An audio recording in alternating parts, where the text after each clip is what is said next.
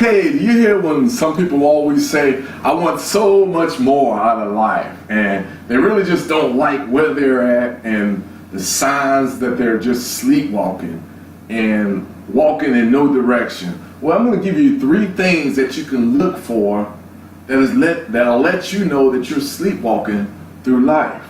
And then also we're going to talk about an iPhone and a bucket of chicken and how it contributes to the sleepwalk in life. We'll get to that and more after this.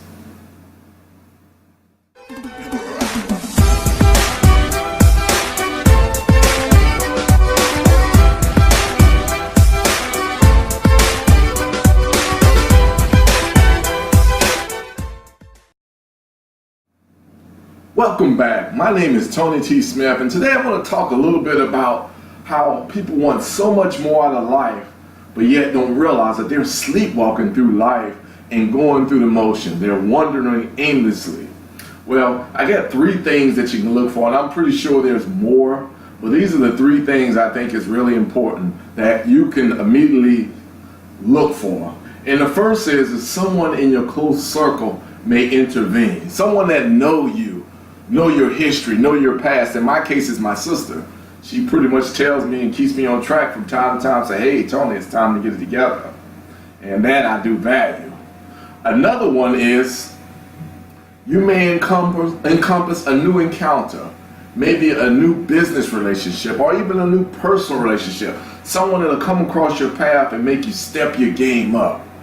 And that's when you realize that, hey, I can do a lot better if I want to be with this person or be a part of this crew. The third thing is a setback, of course.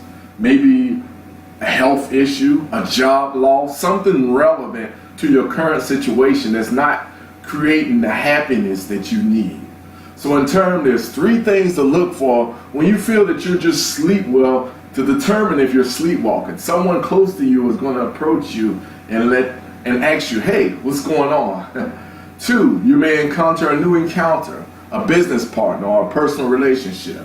And 3, a setback of some magnitude. Maybe you'll get hurt or you'll lose a job or something that's going to make you reevaluate your current position. Now, earlier I talked about an iPhone and a bucket of chicken, and I know it's not too pleasing for you iPhone lovers. I'm not a great iPhone man, but I respect the phone. But in terms, I'm talking about first is Colonel Sanders, who is the founder of Kentucky Fried Chicken. Now, Mr. Sanders' father passed away when he was in his early youth, and I think his mother remarried, and by the time he was 10, he left home because his stepdad kept beating on him and abusing him. And from that point, he was homeless for a long time, and I think he didn't get his first home until he turned 40.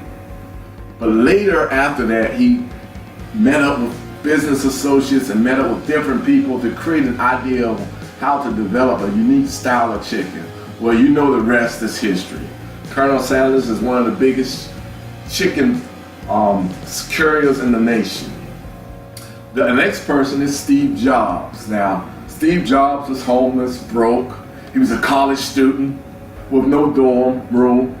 He slept on the floor of many of his friends' rooms. He collected glass bottles to buy meals, and I think every Sunday he would walk 7 miles just to get a full course meal, and that was his only full course meal of the day. But once again, Steve Jobs encountered some personal business encountered into some business associates, and of course, you know the rest is history. We got what we call the Apple iPhone. Now, I always like to leave a little quote with you, something that you could think about, and it goes by an anonymous author, quotes, sometimes what you want isn't always what you get, but in the end, what you get is so much better than what you want, unquote, anonymous author.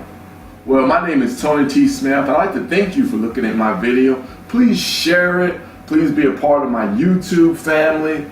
And most importantly of all, realize that if you're walking endlessly toward your life where you're not seeing any type of growth, look for those signs. And with that, I'll talk to you later.